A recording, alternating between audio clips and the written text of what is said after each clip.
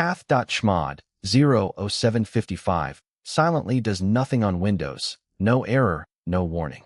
You ship to production and your script breaks because file permissions assume Unix behavior. Imports the built-in operating system interface module to enable low-level file and process operations, such as changing file permissions using platform-specific system calls.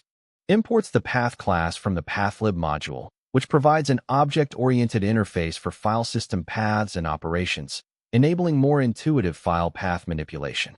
Instantiates a path object pointing to the file named test.txt in the current working directory, preparing it for subsequent path-based operations.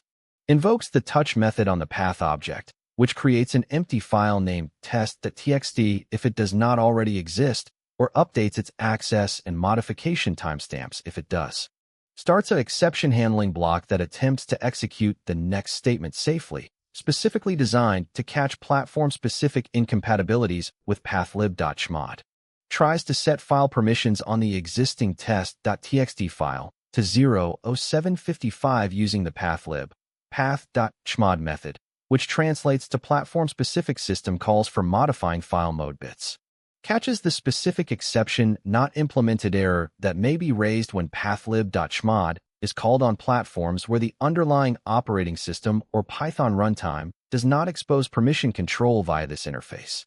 Outputs a descriptive message indicating that the pathlib.chmod method cannot be used on this platform, guiding users toward the fallback mechanism. Begins a second exception handling context specifically for the os.chmod fallback approach, allowing independent error handling if the system-level call also fails. Calls the low-level os.chmod function, passing the same path object and mode value 00755, leveraging the operating system's native file permission setting mechanism. Outputs a confirmation message indicating that the os.chmod function successfully applied the desired mode to the file, verifying operation completion. Catches any unexpected errors during the os.chmod execution, such as permission denied or invalid mode, ensuring all possible failure paths are gracefully handled.